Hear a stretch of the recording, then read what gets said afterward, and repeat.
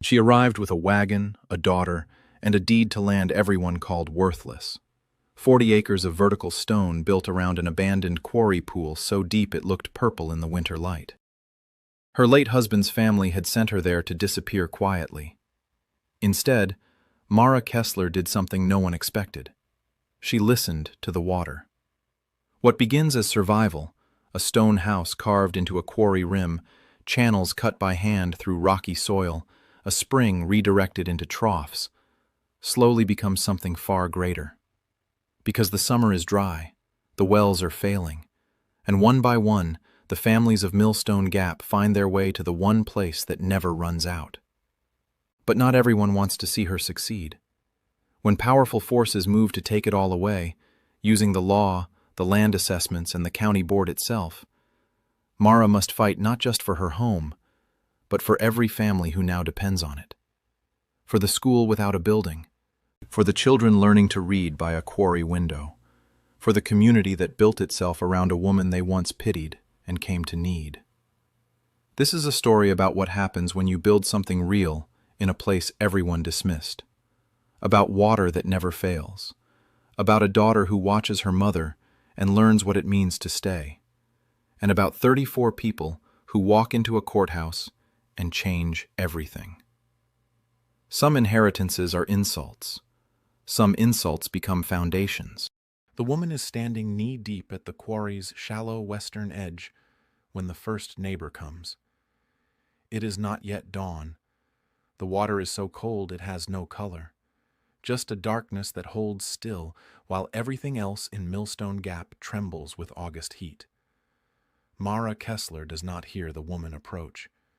She is listening to the water itself, the way it moves beneath the surface, slow and certain, fed by something underground that has never once failed since the marble men left.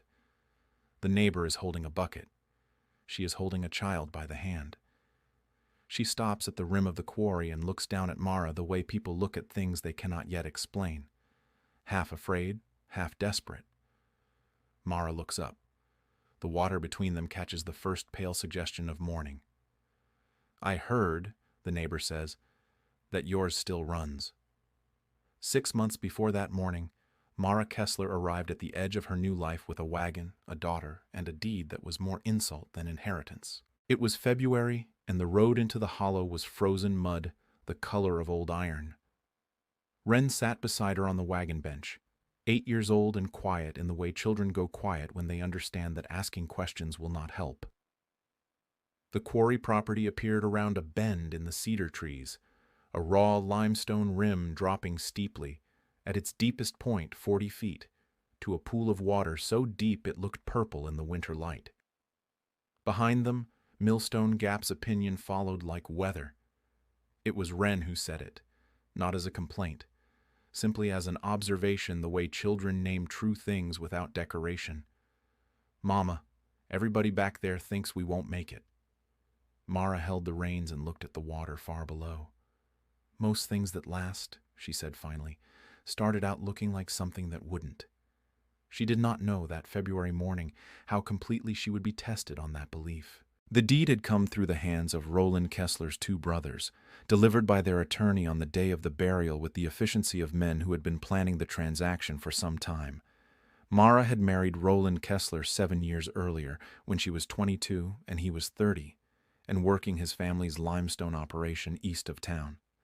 He was a quiet, serious man who loved Wren with a completeness that made Mara trust him, and who had built their small house on the family parcel with his own hands.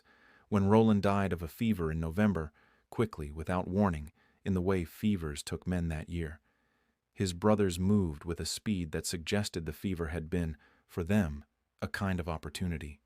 The family land, the limestone operation, the house Roland had built, all of it passed, legally and without contest, to the brothers under terms Roland had never thought to rewrite. What remained for Mara and Wren was the quarry parcel, 40 acres of mostly vertical stone on the eastern edge of Kessler land, centered on an abandoned marble extraction pit that had flooded decades ago when the underground spring feeding it proved too strong to manage. The marble company had pulled out, the water had risen. The parcel had sat on county records ever since as the kind of land that appears in wills when the person writing them wants to appear generous without actually being so.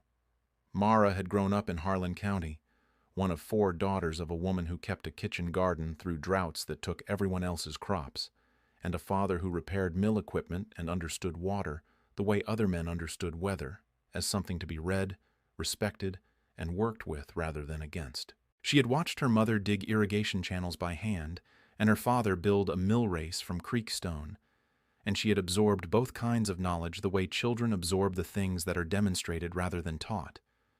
She was not, therefore, entirely without resources when she looked at the quarry pond that February morning.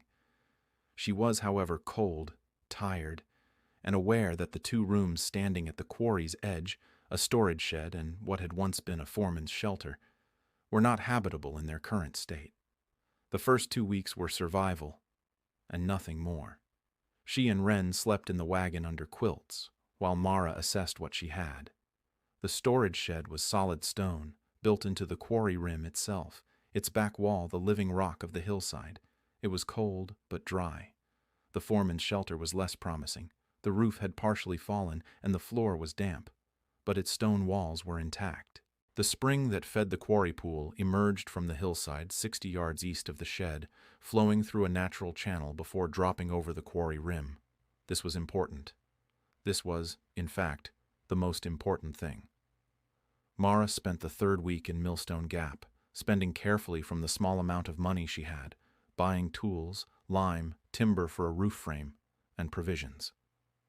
The town received her with the particular mixture of pity and curiosity that small communities offer to women in reduced circumstances.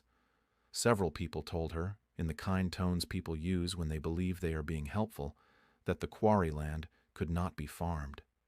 The soil in the hollow below the rim was thin and rocky. The quarry itself was too deep and cold for fish to thrive, or so people believed. The spring ran off the edge of the land in a direction that served nothing. She thanked them and bought what she needed. The stone shed became the core of something larger through March and into April. Mara worked from before light until she could no longer see, rebuilding the foreman's shelter into a single large room with a proper roof, a south-facing window she cut with a borrowed hammer and cold chisel, and a fireplace she constructed from quarry-edge stone following the design her father had used for the millhouse hearth. She channeled the spring into a stone trough just outside the door, where the overflow could be directed through a simple cut-channel system she extended, bit by bit, toward the lower hollow. Wren was not a passive witness to any of this. She was 8 and serious and had her father's quality of attention. She watched things until she understood them, and then she did them. By April, she was mixing lime mortar without being asked, measuring by feel and consistency the way Mara had shown her, and she had developed her own project, a series of flat stones arranged at the spring outlet to slow the water's flow and deepen the trough naturally. "It pools better this way," Wren explained. Mara looked at the arrangement and saw that it did. The neighbors' opinions arrived regularly, as opinions do in small hollows. Marvella Hatch, whose farm was a half-mile west, appeared one morning in April, watched Mara lay stone for 20 minutes without speaking, and then said, "You know that ground won't grow corn." "I know," Mara said. "So what do you mean to do?" Mara said a stone. "What the ground will let me." Marvella Hatch was quiet for a moment. Then she said, in a different tone entirely, "My well's gone to silt again," and walked back down the road. Mara watched her go and felt for the first time since February something that was not survival. It was closer to purpose. The well failures began in earnest in May. This was not, in itself, unusual. The limestone country around Millstone Gap sat on a karst geology that made groundwater unpredictable. Wells that had run clean for 20 years would suddenly go silty, or dry, or worse. What made May different was the number. 4 wells failed in a single week, all of them on the eastern side of the gap, where the limestone shelf was thinnest. 2 of them were the primary water sources for families with children and livestock. The others served older couples whose alternative options were limited.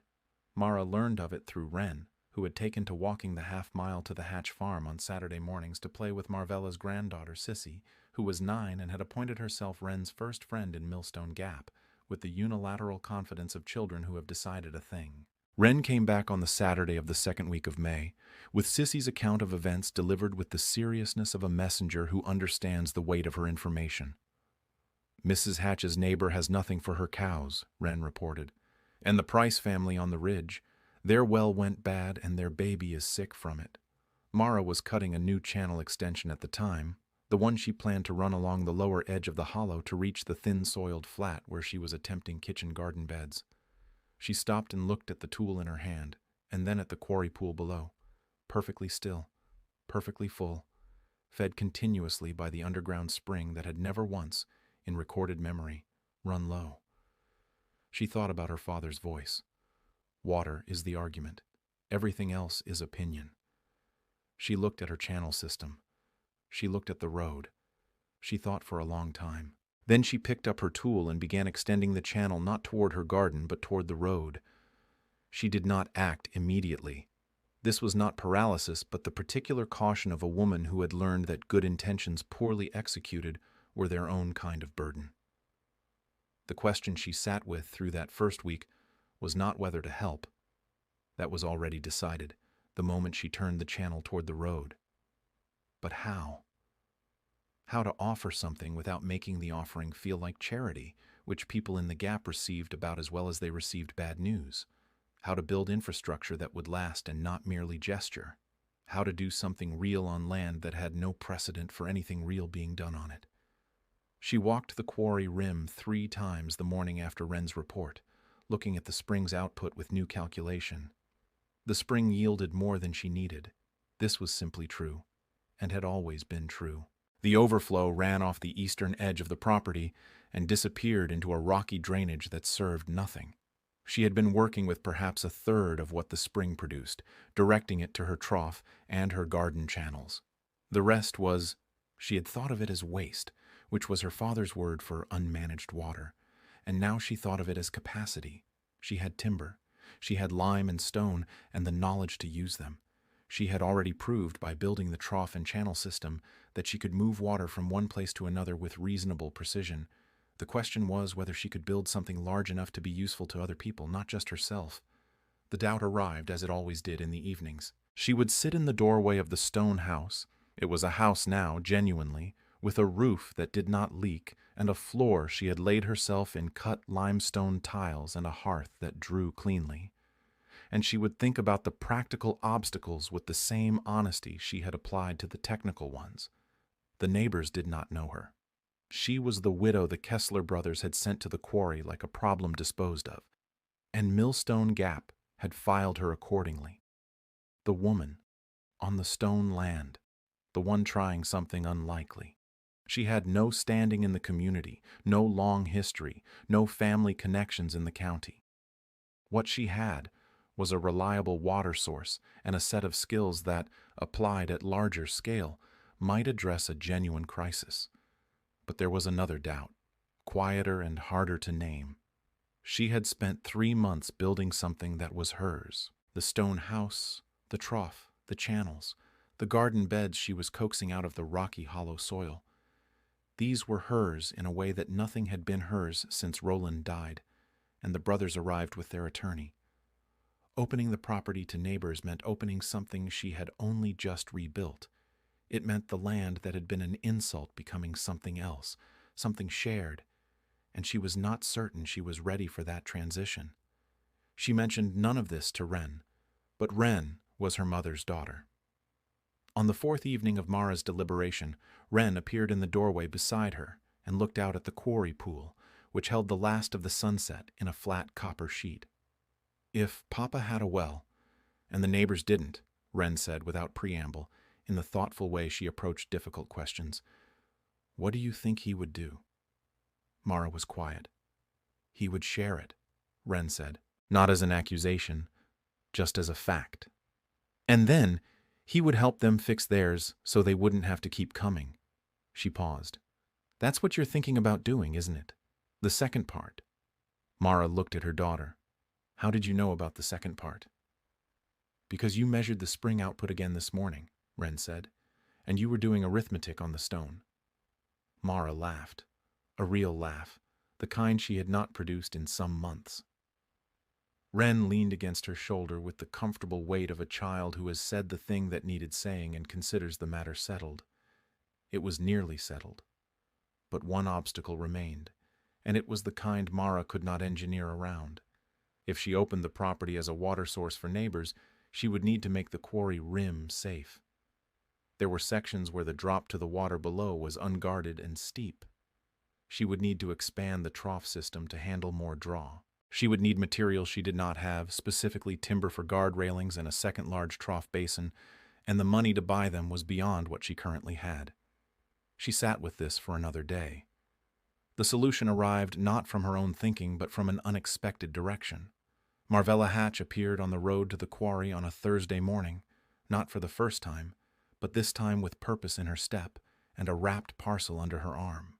"I've been telling people what you've done up here," Marvella said, without greeting, in the manner of a woman who has already decided the conversation's outcome. "The stonework and the channels and the way you brought that spring under management. I've been telling them for 2 months." She set the parcel on the stone trough edge. "There are 4 families who would work alongside you on a Saturday if you were building something that would help this hollow through the summer. They'll bring their own tools and their own backs, and they won't need to be asked twice." She paused. "I've been waiting to see if you were going to ask." Mara looked at her. "I didn't know if I was ready," Mara said. "Are you ready now?" Mara looked at the quarry. She looked at the road. She looked at the spring channel running clear and steady in the morning light. "Yes," she said, "I am." The following Saturday, 6 people arrived at the quarry property before 7 in the morning. Marvella Hatch came first, as expected, with her granddaughter Sissy and a basket of food for midday. Behind her came the Danner family, a woman named Perpetua Danner and her husband Goss, who was a carpenter by trade, and looked at Mara's stone channel work with the evaluating eye of a craftsman encountering a colleague. Then came Beulah Strand, a widow in her 60s with a bad knee and a reputation in the Gap for knowing more about limestone geology than anyone who hadn't been formally educated in it. And finally, arriving together on a mule cart loaded with lumber Mara had not requested and did not expect, 2 sisters named Odette and Cass Fairweather, who farmed the ridge above the hollow and had apparently decided without consultation that they were bringing timber. Mara stood at the quarry rim and looked at all of them. "I didn't ask for lumber," she said to the Fairweather sisters. "No," said Odette, who was the older one, "but you need it. We had it, so here it is." Goss Danner was already crouching at the quarry rim, examining the stone edge with a carpenter's eye. "Where do you want the first rail post?" he asked. Mara took a breath and looked at all of them, these people who had come without being summoned, who had brought more than she had asked for, who were looking at her property not with the pity she had braced for, but with the practical attention of people who were ready to work. "Follow me," she said. "I'll show you what I have in mind." Wren and Sissy Hatch were, from the first Saturday, inseparable in the way of children who have found each other. They were different in almost every way that children can be different.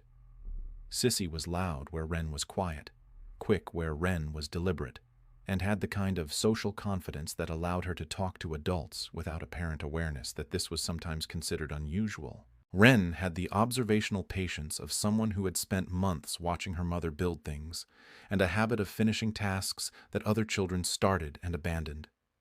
Together they were, Marvella said with some pride, a small workforce. On the first Saturday they carried water, fetched tools, and invented, entirely without adult direction, a system for tracking which sections of the channel had been checked for leaks using small flat stones as markers. By the second Saturday, Goss Danner had noticed Wren's mortar mixing and asked her, with genuine respect, where she had learned the consistency. By the third, Sissy had appointed herself the official communicator between the working adults and the children of families who came to draw water, explaining the property's rules and layout with the authority of someone who has decided this is her responsibility. What was also growing quietly was something Mara had not planned for. Wren was beginning to belong somewhere. And belonging, Mara realized, watching her daughter show Sissy the spring outlet with proprietary pride, was its own kind of water. It fed things nothing else could reach. The first large trough was completed by the end of the second Saturday, and it changed the property's character immediately. Goss Danner had built it from the timber the Fairweather sisters brought, lined with flat stones set in Mara's lime mortar, positioned at the base of the spring channel where the water came off the hillside with the most volume. It was 4 feet wide, 8 feet long, and deep enough to serve both domestic water draw and livestock watering simultaneously. The overflow ran through a cut channel Mara had extended to the lower flat, where it disappeared into a gravel bed she and Beulah Strand had designed together to slow the seep and raise the moisture level of the rocky, hollow soil without creating standing water. Beulah Strand had turned out to be, in practical terms, the most valuable presence on the property that Mara had not anticipated. She arrived on the first Saturday with a walking stick, a bad knee, and a knowledge of limestone hydrology that she had acquired from 30 years of farming on karst land and losing crops to groundwater failures she had subsequently studied until she understood them.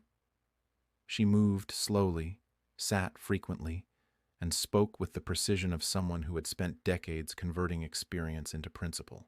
"Your spring is a resurgence," she told Mara on that first morning, sitting on a flat stone at the quarry rim while Mara marked channel positions. "The water goes underground on the ridge.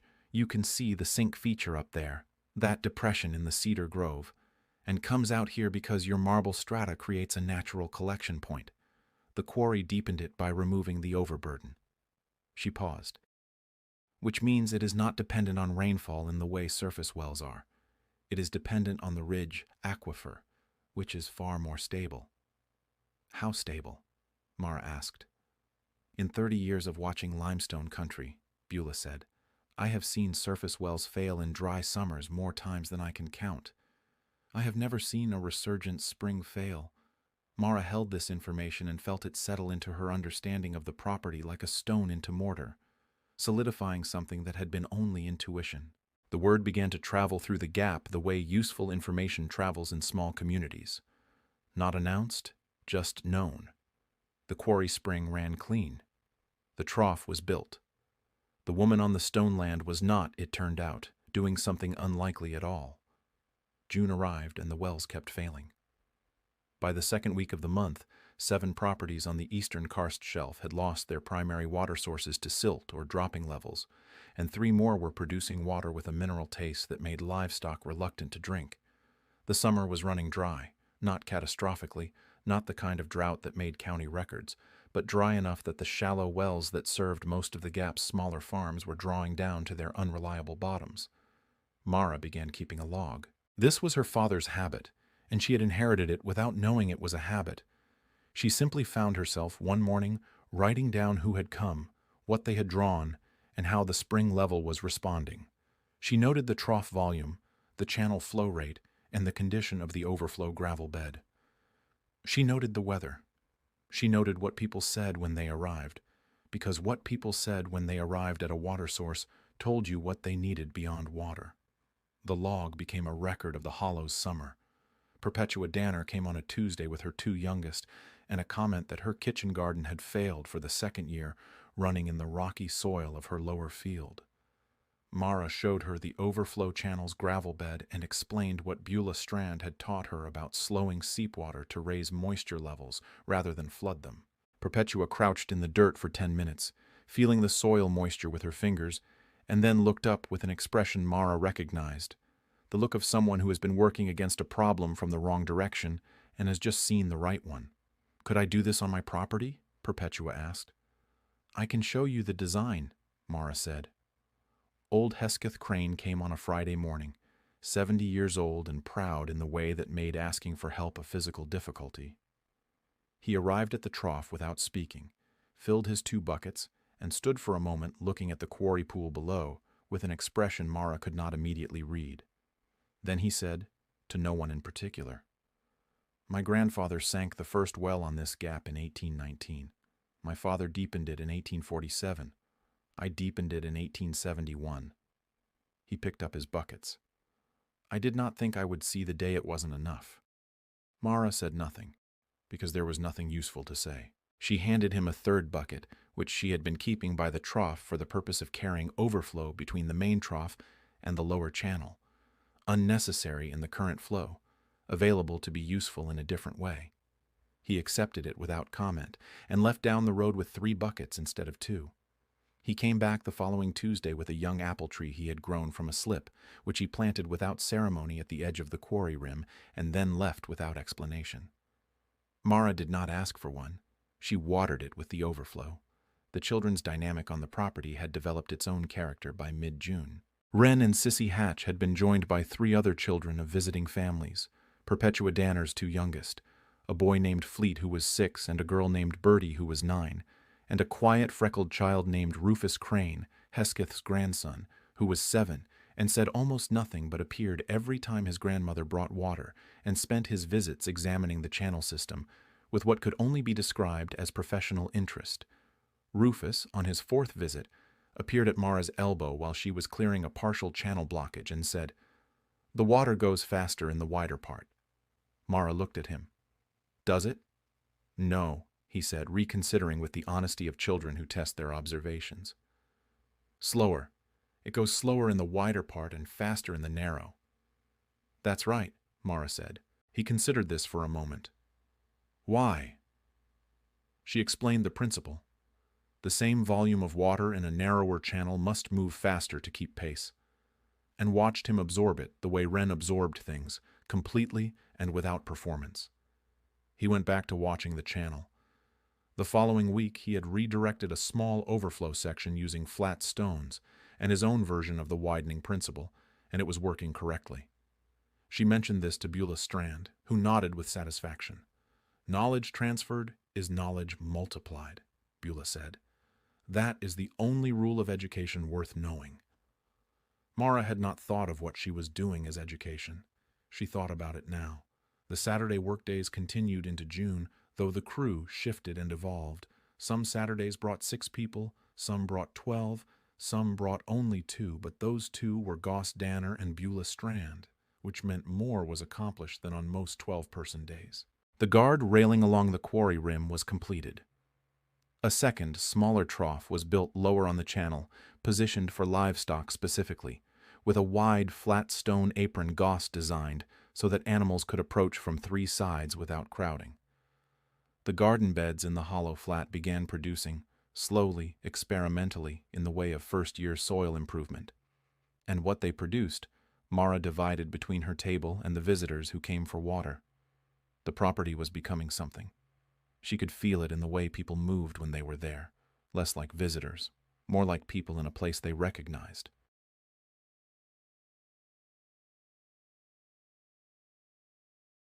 It was Odette Fairweather who named it, in the offhand way that names get given to places, not formally, not with any ceremony, just used once in the right company and then repeated until it stuck. She was describing the property to a woman at the Millstone Gap dry goods store, a woman from the north end of the county who had heard about the wells and was asking where families were managing. Odette said, "They come to the Stone Water House, up on the quarry land, the Kessler widow's place." The woman from the north end wrote it down. By the following week, 3 families from outside the immediate gap had appeared on the road to the property with buckets, and the specific look of people who have been given directions and are not entirely sure they have followed them correctly. Mara met them at the trough and showed them the system, the draw protocol she had established, the times of day when the flow was highest, the small log she kept where visitors could note their names if they wished. The first family to note their name was a woman named Hepzibah Locke, who came from 2 miles east with 4 children under 10, and a note in her hand that she said had been passed to her by a woman she didn't know at a church meeting. The note said, in careful writing, "The Stone Water House. They will not turn you away." Mara did not know who had written the note. She held it for a moment, looking at the handwriting. Not Marvella's, not Beulah's, not anyone she could identify, and felt something she had not felt since the earliest days at the quarry, before the work had made her too tired for extended feeling. She felt seen, not with pity, with something closer to respect. Hepzibah Locke was a practical woman in her mid-30s who had been managing a rock farm on the eastern karst shelf with a competence that the failing well had simply outpaced. Her children were healthy and capable and adapted to the trough system immediately, the 2 oldest filling and carrying with the efficiency of children who had been doing useful work for years. Hepzibah herself examined Mara's stonehouse construction with the eye of a woman who had been thinking about permanent solutions for some time. "You built this yourself?" she asked, standing in the doorway of the main room. "With help from the Danners and Beulah Strand," Mara said. "The shell was already here. I rebuilt it." "The shell was quarry foreman's quarters," Hepzibah said. "My husband's uncle worked this quarry 40 years ago." She was quiet for a moment. "He always said the spring here was the best water in the county, said the marble filtered it." Mara filed this, the marble filtration, as something to ask Beulah Strand about.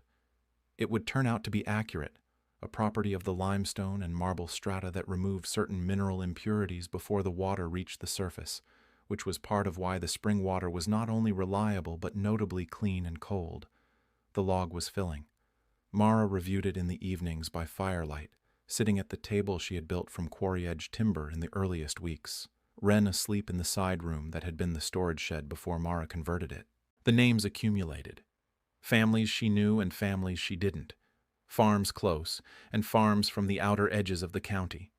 The volumes were holding, the spring was not diminishing, and the trough system was managing the draw without strain. She began sketching, in the back pages of the log, what the next iteration of the system could be. The sketch started as a single question. What if the overflow channel were extended further down the hollow, to the flat below the gravel bed, and a third trough placed there at a height accessible to horse-drawn equipment? This would allow families who came with wagons to fill large barrels without carrying, a significant improvement for the farms 2 miles and more from the property.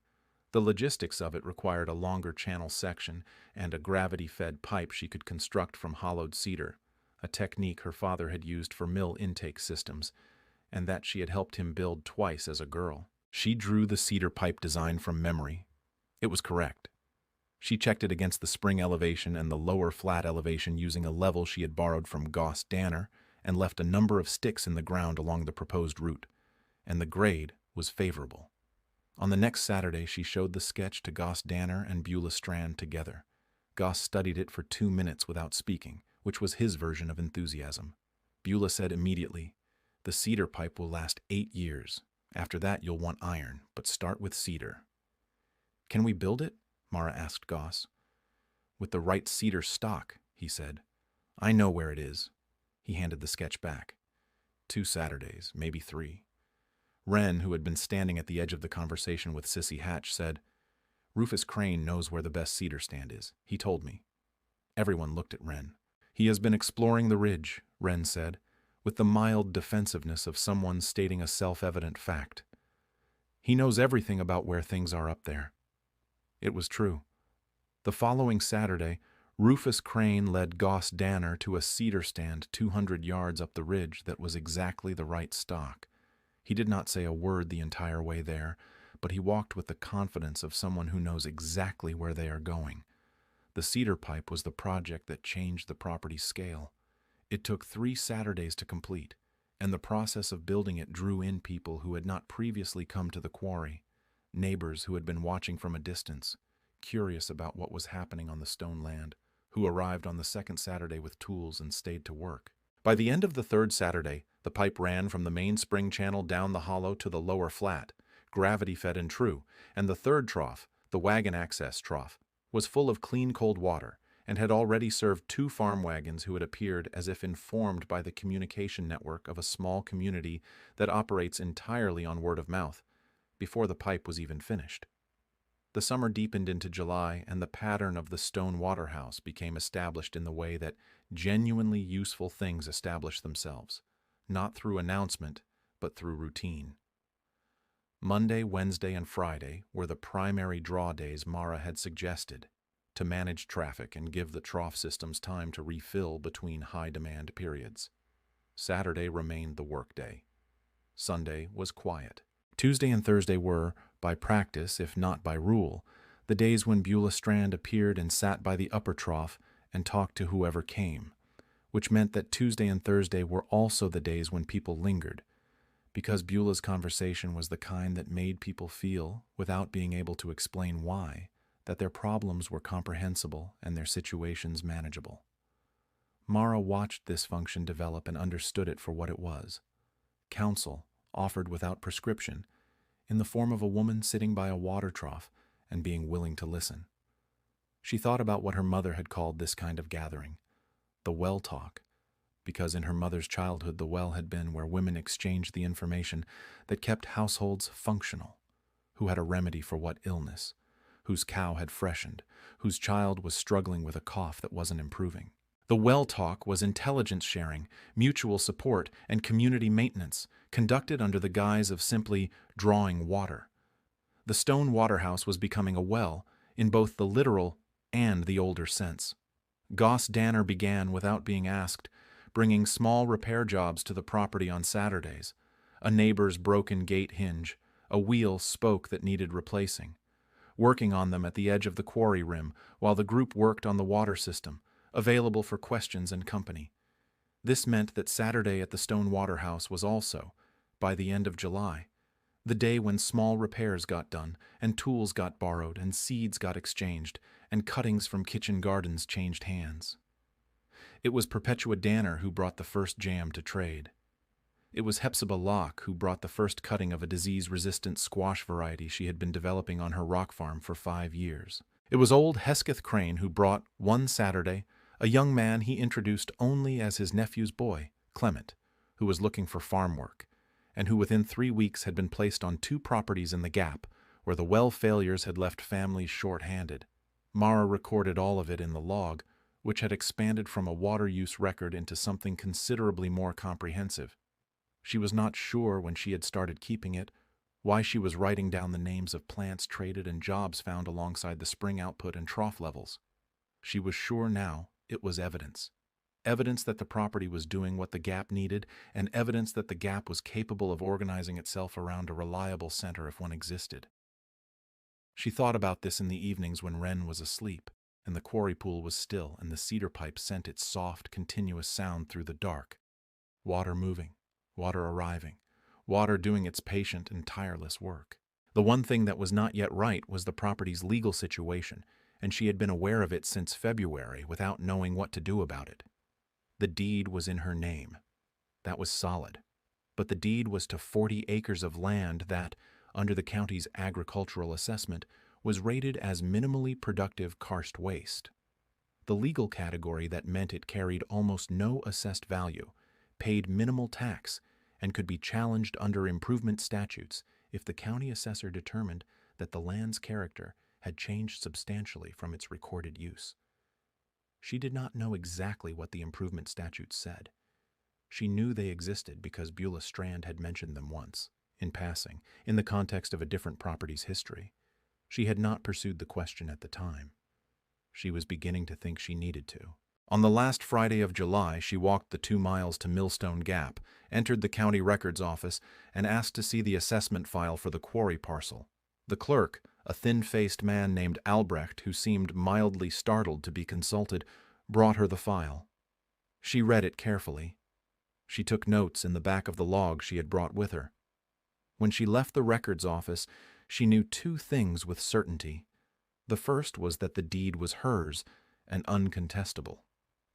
The second was that Roderick Kessler, Roland's older brother, had filed an inquiry with the county assessor's office 6 weeks ago, requesting a review of the quarry parcel's improvement status. The brothers had not, it seemed, finished with her yet. She did not tell anyone immediately. This was not secrecy, but the instinct of someone who had learned to understand a threat completely before discussing it, because incomplete information shared too early produced fear without direction. She read the inquiry documents twice more that evening.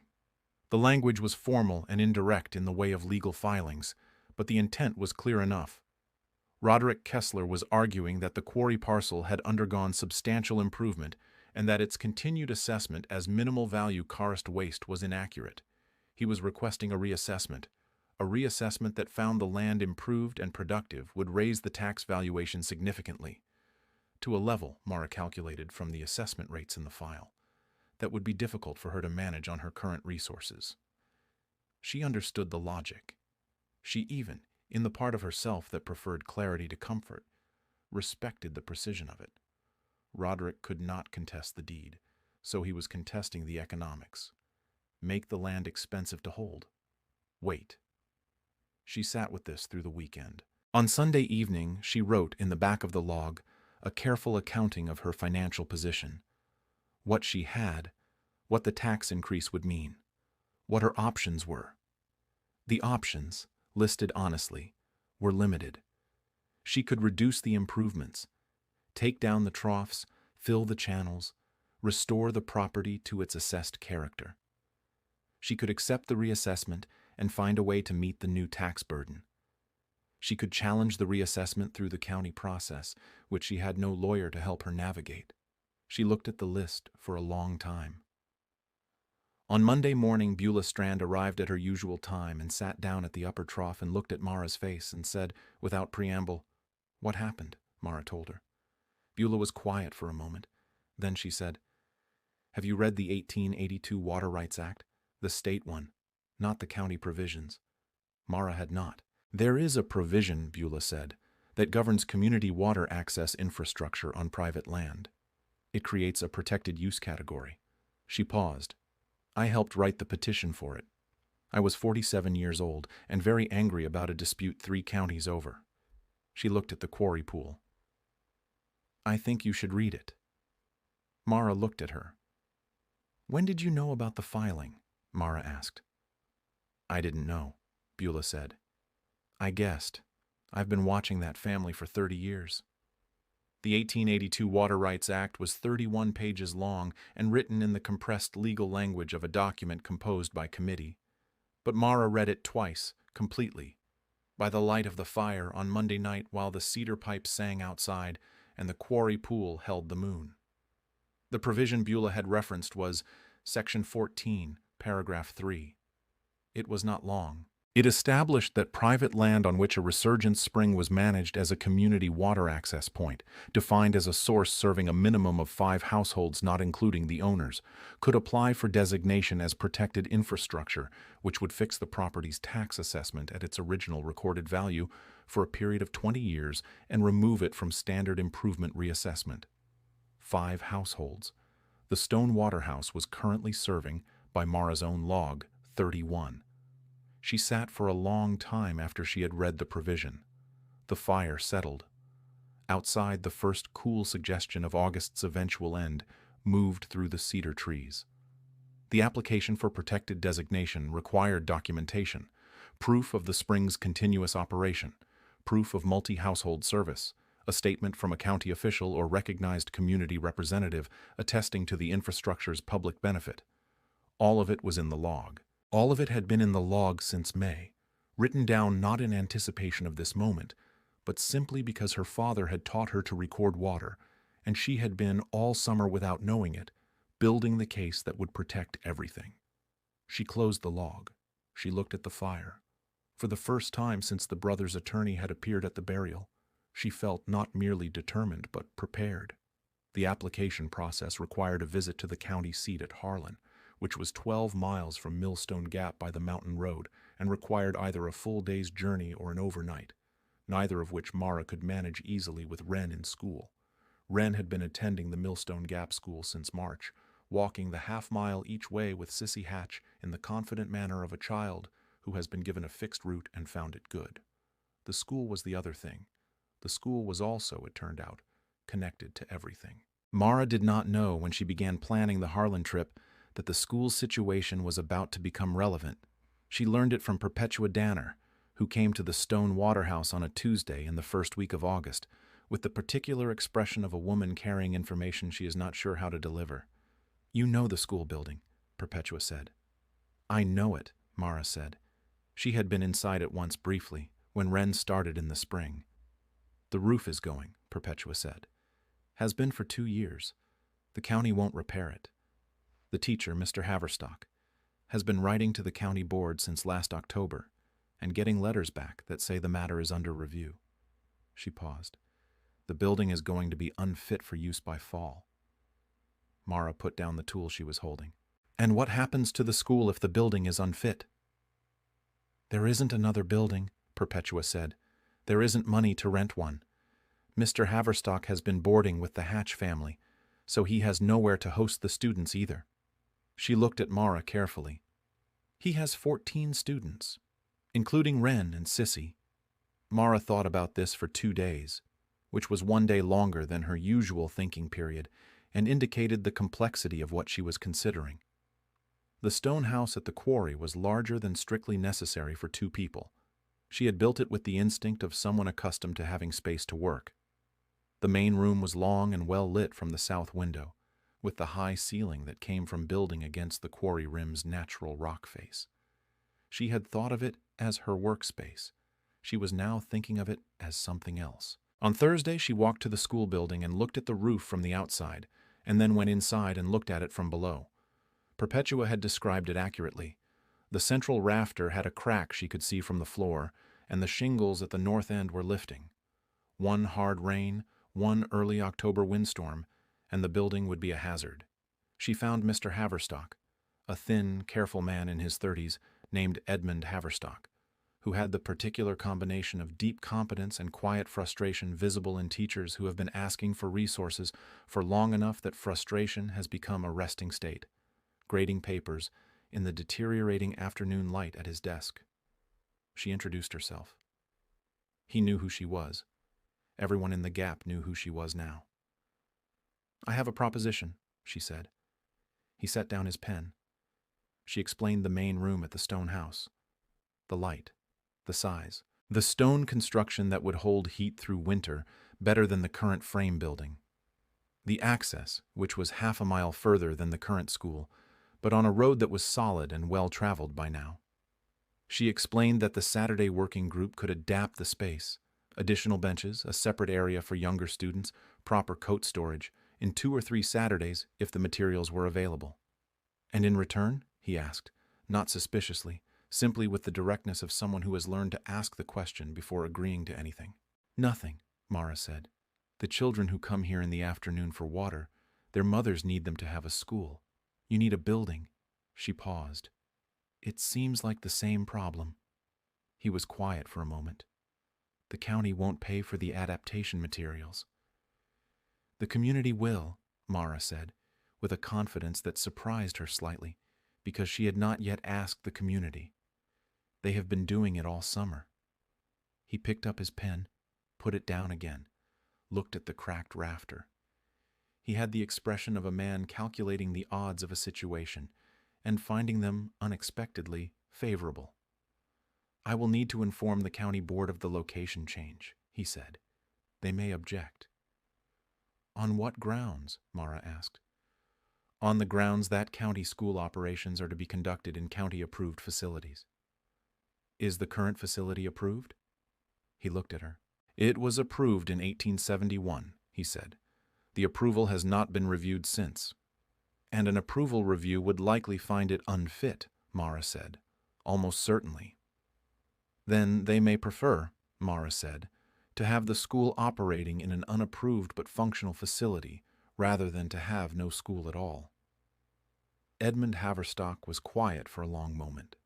Then he picked up a fresh piece of paper and began writing, in the efficient manner of a man who has made a decision and is already moving to its implementation.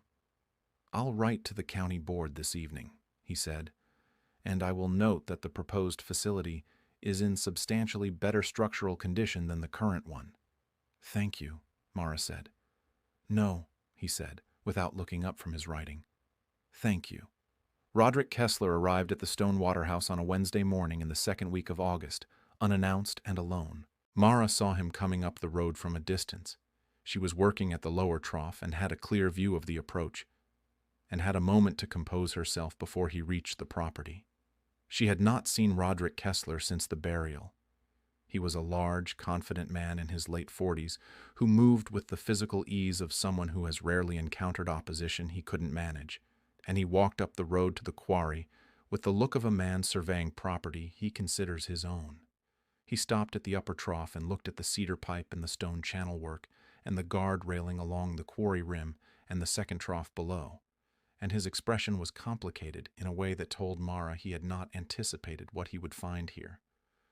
"You've done a lot of work," he said. "I have," Mara agreed. He looked at the log she kept on the shelf by the trough. She had left it there after the morning's first visitors. And then looked away, and she could see him processing the gap between what he had expected and what was in front of him. "I've filed a reassessment inquiry," he said. Direct, at least. She gave him that.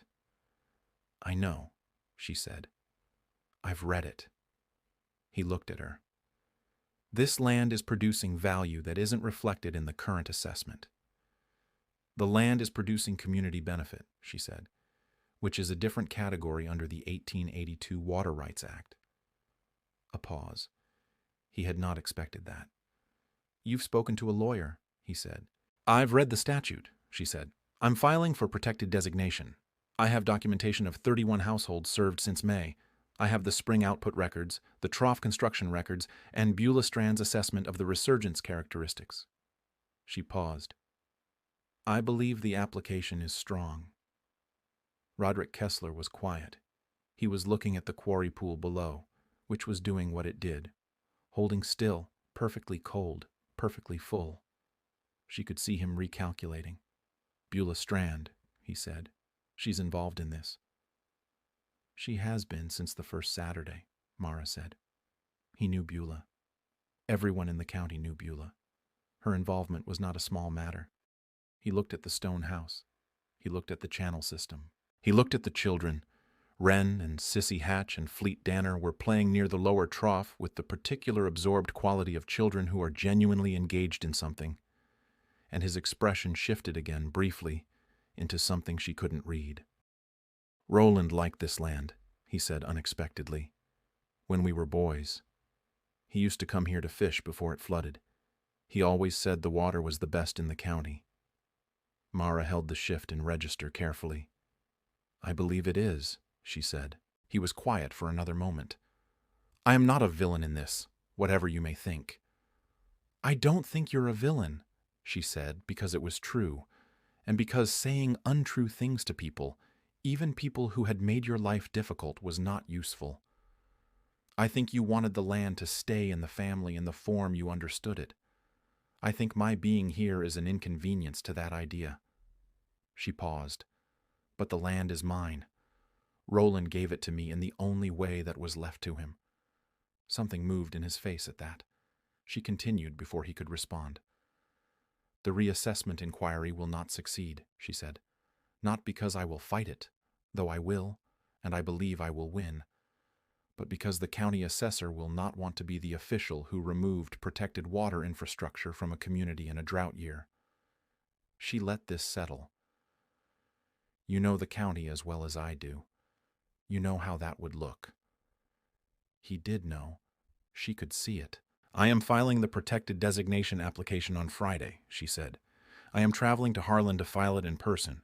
I have letters of support from 8 families in the Gap, and a statement from Beulah Strand, and an attestation from Edmund Haverstock, who is the county school's teacher." She looked at him steadily.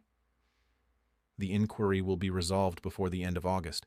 I wanted you to know that." Roderick Kessler looked at her for a long moment. Then he looked at the quarry pool, at the stone house, at the apple tree old Hesketh Crane had planted at the rim, small and green and beginning, slowly, to establish itself. "Roland would have liked what you've done here," he said very quietly. It was not an apology. It was not a withdrawal of the inquiry.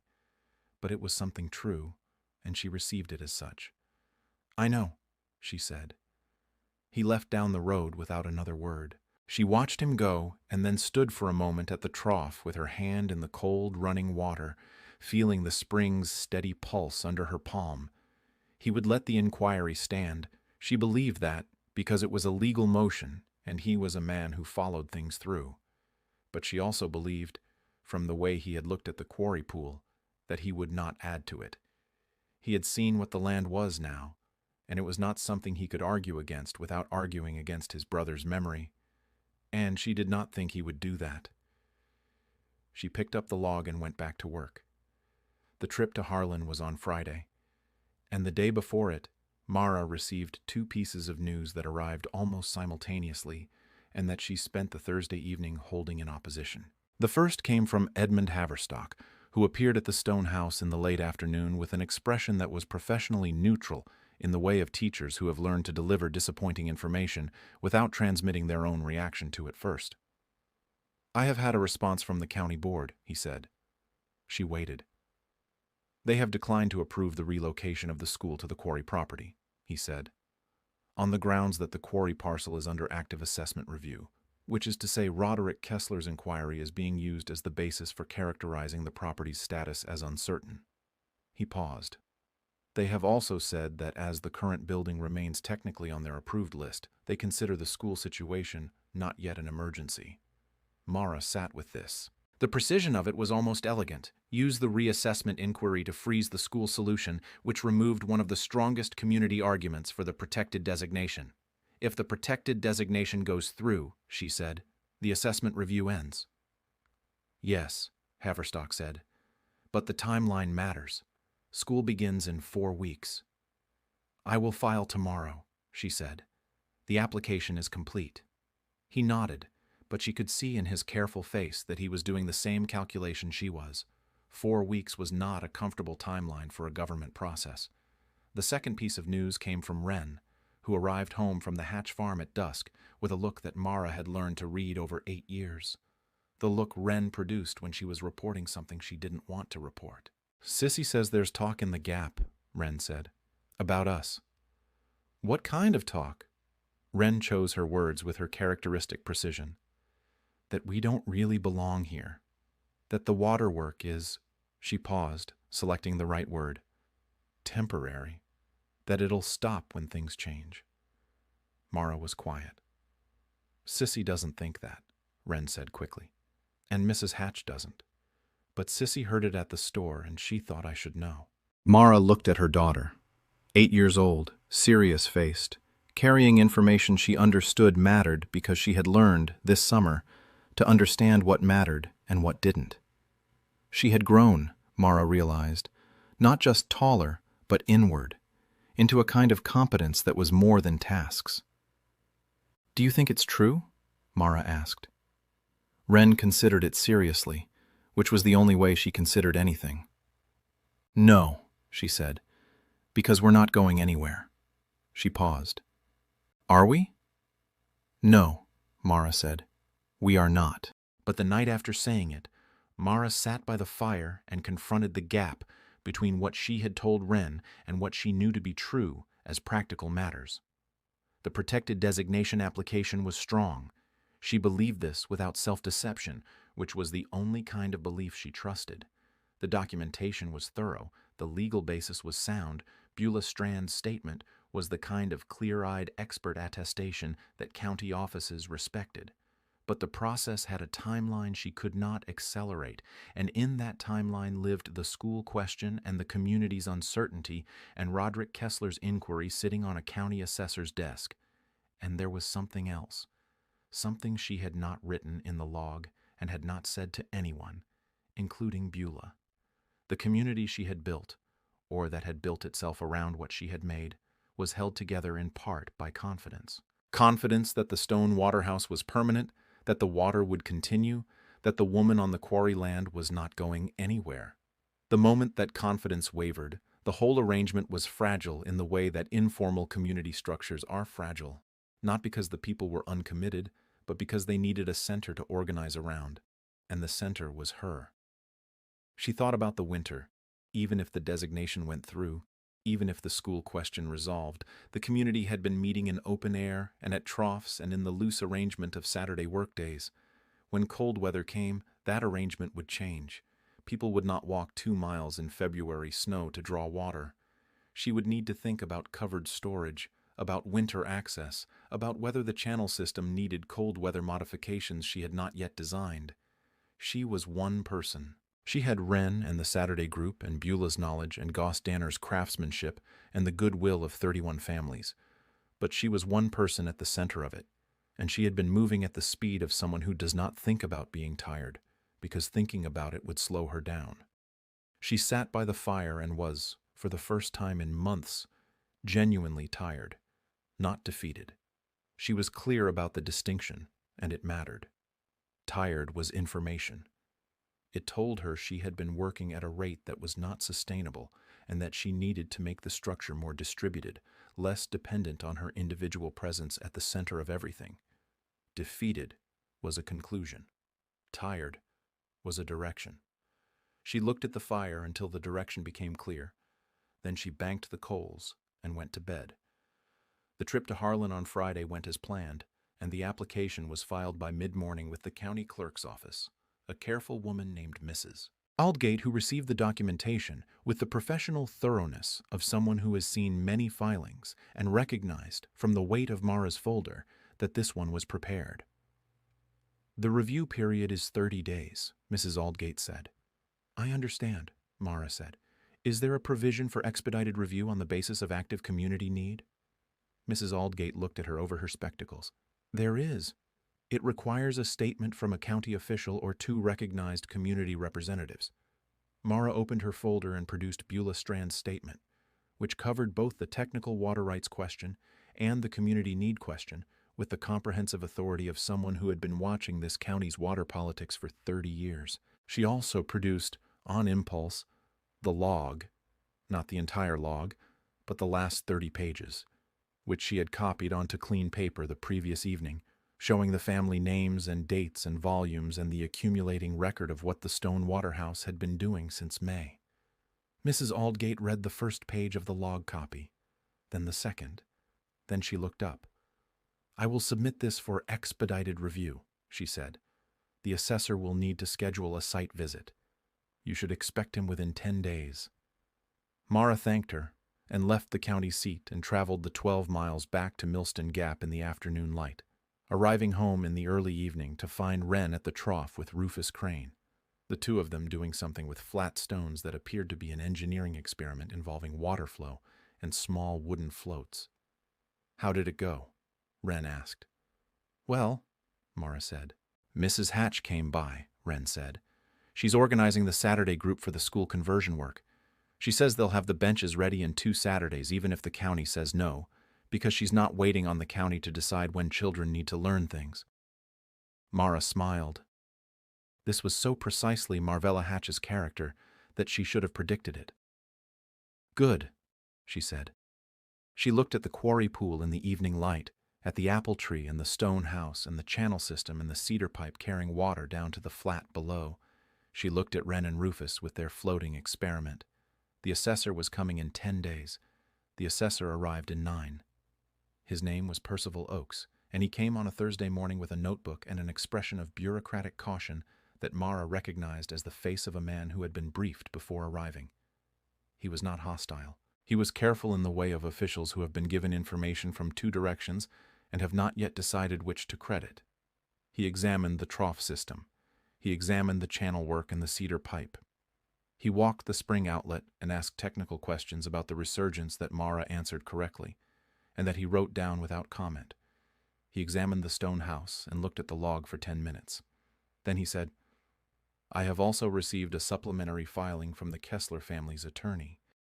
It argues that the community use designation cannot apply because the property's improvements constitute a commercial enterprise rather than a community service, specifically citing that the improvements have increased the land's productive value in a way that benefits the owner materially." Mara heard this carefully. "The 1882 Act's definition of commercial enterprise requires exchange of money," she said. "The supplementary filing argues that increased land value constitutes material benefit equivalent to commercial exchange," Oakes said. He did not say it with conviction, but he said it. "And the assessor's office will decide?" "The assessor's office will submit a recommendation to the county board," he said. "The board will decide." He closed his notebook. He looked at the quarry pool. "The water is very clean," he said. It sounded almost like an apology. He left. Mara stood at the rim and looked at the still water below and felt the ground shift. She did not go to the Saturday group that week with the news. She told Beulah Strand privately on Friday morning, and watched Beulah's face move through a calculation that arrived, eventually, at something Mara could not read. "The commercial enterprise argument," Beulah said. "That's Roderick's attorney thinking carefully." "It's wrong," Mara said. "I have never charged for anything here." "It's wrong on the strict reading," Beulah said. But county boards don't always read strictly. They read politically. She paused. Roderick Kessler has more standing in this county than you do. That is simply true. And an argument that sounds reasonable to a board that doesn't know the statute well is dangerous even when it's technically incorrect. Mara knew this. She had known it since she read the supplementary filing in Oakes's notebook. She went back to the stone house and sat at the table where she had spent the winter working, and the spring planning and the summer building, and she thought about what losing would mean. Not losing the property. The deed was solid, she was certain of that. But losing the protected designation, which would mean losing the stable tax assessment, which would mean the reassessment going forward at the increased rate. She ran the numbers again. She had run them before. At the reassessed rate, she could manage for perhaps 2 years on current resources, less if anything broke, less if the winter was difficult. She would have to reduce operations. She would have to close the expanded trough system, perhaps the cedar pipe. She would have to be again just a woman on quarry land with a spring, managing only what she needed for herself and Wren. The community would find other arrangements. People did. They were not helpless without the stone water house, but the wells that had failed would not suddenly refill. The school that had no building would not suddenly have one. The Saturday gathering that had become the Gap's informal center of exchange and repair and mutual support would disperse. She sat with this possibility with the same honesty she had applied to everything else this year, because the alternative, refusing to look at it, was a kind of dishonesty she did not permit herself. And then she sat with something else. Everything she had built this summer had been built on the belief that what was genuinely useful would find a way to persist. The channels persisted because they moved water. The community gathered because gathering served real needs. The log was full because real things had happened and real people had come. None of that disappeared because a county board made a wrong decision. If she lost the designation, she would appeal.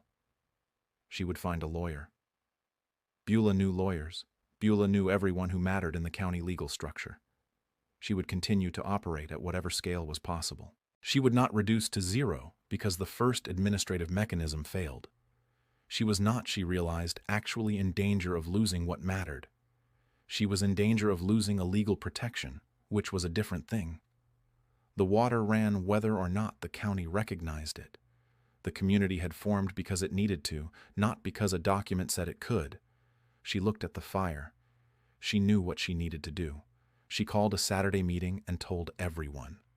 Not a careful version, not a managed version. She stood at the upper trough on a Saturday morning with 22 people present, including Beulah and Goss and Perpetua and Marvella and Hepzibah and old Hesketh Crane and Edmund Haverstock and the Fairweather sisters and 8 others, and she told them about the supplementary filing and the commercial enterprise argument and the county board decision that was coming. There was a silence. Then Beulah Strand said, "The board meets in 3 weeks. We will be there." Marvella Hatch said, "All of us." Goss Danner said, in his 2-word way, "Bring documentation." Edmund Haverstock said, "I have 14 students who will begin the term in a stone house instead of a collapsing building. I will write a statement to that effect." Hesketh Crane said nothing. He walked to the log shelf, picked up the log, looked at it for a moment, set it down. Then he said, 31 families. Say that number out loud to a county board." He looked at Mara. "Say it, and then stop talking. Let them sit with it." She looked at all of them. These people who had come to her land and worked and brought timber and planted apple trees and found cedar stock and named the place and filled the log, and felt something she did not have a single word for. It was larger than gratitude. "All right," she said. "Here is what we are going to do." The preparation took the full 3 weeks, and in those 3 weeks the stone waterhouse operated at the highest volume it had yet seen. The reason was partly that August was at its driest, and the wells that hadn't failed were running at their lowest levels, and the Gap's families were coming to the quarry property with a regularity that had shifted from periodic to essential. And it was partly that word of the county board hearing had traveled through the community. Mara had not tried to contain it, because contained information became rumor, and she preferred the known version to the imagined one.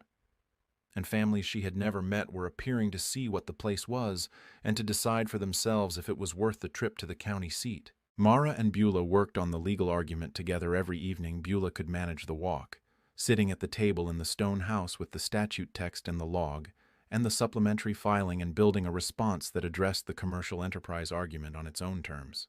The argument was this: the 1882 Act's distinction between commercial enterprise and community service was based not on whether the owner derived any benefit, but on whether the primary purpose was exchange for compensation. The Stonewater House had never charged for water, labor, or use of facilities. The improvements to the land served the community's need, not a market. The increased land value was a consequence of genuine improvement, not a commercial transaction, and treating it otherwise would mean that any landowner who improved their property for community benefit could be penalized for the improvement, a result so contrary to the Act's intent as to be absurd. Beulah wrote the legal language. Mara wrote the factual account. Together they produced a document that was 14 pages long and, Beulah said with quiet satisfaction, watertight. But the legal argument was not the whole strategy. Haverstock wrote his statement, 2 pages, precise and clear, detailing the school's situation, the county board's failure to address the building's deterioration, and the Stonewater House's provision of an alternative that was prepared to serve 14 students beginning in September and would serve them through the coming school year if the designation was confirmed. The 8 families who had initially offered letters of support expanded to 19. Marvella Hatch organized this with the efficiency she applied to everything. She knew who would write and who needed a template and who needed to be asked 3 times before they would commit, and she managed all 3 categories without complaint. Hesketh Crane did something unexpected. He visited the county assessor's office, not to file anything, simply to visit, in the way an old man with considerable local standing visits an official when he wants the official to understand that he is paying attention. He reported back to Mara that the assessor, Percival Oakes, had received the supplementary filing with what Hesketh described as the expression of a man being asked to do something he doesn't entirely want to do. This was useful information. On the Friday before the board hearing, Beulah Strand arrived at the stone house with a woman Mara had not met, a woman in her 60s, dressed in the practical clothes of someone who travels and works, with sharp eyes and the bearing of a person accustomed to being listened to. "This is Judge Harriet Vane," Beulah said. "Retired. She lives in Harlan. She has been following this matter." Judge Vane looked at Mara directly. "I was on the committee that drafted the 1882 Act," she said. "I know what the commercial enterprise provision means because I wrote it. I will attend the hearing. I will not testify unless asked, but I will be present." She paused. Boards make different decisions when they know the people in the room understand the documents in front of them. Mara looked at Beulah. "I told you I was angry about a water dispute 3 counties over," Beulah said. Harriet was angry about the same one. The Saturday before the hearing, the full group worked on the stone house's main room to complete the school conversion. Benches, the reading shelf, the separated younger student area, all of it. Goss had been preparing the materials for 2 weeks, and the work went quickly, the room transforming over the course of a single morning into something that was unmistakably a classroom and equally unmistakably part of a house that was also a water station, a community meeting space, and a place where apple trees were planted and small engineers tested flow principles in stone channels. At midday, when the work was done, they ate the food people had brought, and the conversation moved as it had all summer, repairs and seeds, and the children's summer discoveries, and Beulah's stories about the county's geological history, and Goss's one-word contributions that somehow managed to contain whole paragraphs of meaning. Mara sat in the doorway of her stone house and looked at all of it and thought about February. The frozen road, the raw quarry rim, the 40 acres of vertical stone that had been given to her as an insult. She thought about Wren saying everybody back there thinks we won't make it. She thought about what had happened instead. The board hearing was Monday. There was work to do between now and then, and she would do it. But in this moment, in the doorway, in the September light, she let herself feel what she had built, and it was more than she had known, in February, that she was building. The county board met on Monday morning in the Harlan courthouse, in a room that smelled of old wood and recent coffee and the particular institutional gravity of a space where decisions accumulated. The board had 5 members. The chairman was a man named Aldous Prewitt, who was 60 years old and had been on the board for 12 years and approached every hearing with the methodical patience of someone who believed that careful process was its own form of justice. The other 4 members Mara did not know by sight, though Beulah had briefed her on each of them during the journey to Harlan. Their backgrounds, their general dispositions, the issues each tended to weight most heavily. Roderick Kessler was there with his attorney. They sat on the left side of the hearing room. His attorney was a competent-looking man named Fairfax, who had the professional composure of someone who had made the same type of argument many times and was confident in his ability to make it again. On the right side of the hearing room, the Millstone Gap contingent occupied every available seat and the standing space along the back wall. Mara counted when she came in, and counted again because the first count seemed high. 34 people, families who had come to the Stone Waterhouse all summer, who had worked on Saturdays and drawn water on Mondays and Wednesdays and Fridays, who had planted and carried and built and talked and left their names in the log. Old Hesketh Crane, who stood with the straight-backed formality of someone who considers civic presence a serious obligation. Perpetua and Goss Danner, who had brought their 3 children and seated them in the front row with the deliberate statement of people who want a board, to see exactly who is affected. Marvella Hatch, who sat with Sissy on her lap and looked at the board members with an expression that conveyed, without a word, that she had been dealing with county boards since before most of them were adults. Edmund Haverstock, with his careful teacher's posture and a folder of documentation that matched Mara's own. And Judge Harriet Vane, who sat at the end of the right side row, in a seat that gave her a clear line of sight to the board members, not saying anything, simply present. The hearing began. Fairfax, the Kessler attorney, made his argument first, as was the convention. He was precise and organized, and the commercial enterprise argument was presented with the professional fluency of someone who had prepared it well. He cited precedents. He cited assessment principles. He was in the room for 14 minutes. Then Mara stood. She had the 14-page document. She presented the factual record first, the spring's resurgence characteristics, confirmed by Beulah Strand's statement. The family count, 34 households served since May, with dated log entries available for examination. The school situation, 14 students scheduled to begin the term in the Stone House pending the county's resolution of the original building's deterioration, a situation the board had been notified of by Edmund Haverstock in October of the previous year and had not resolved.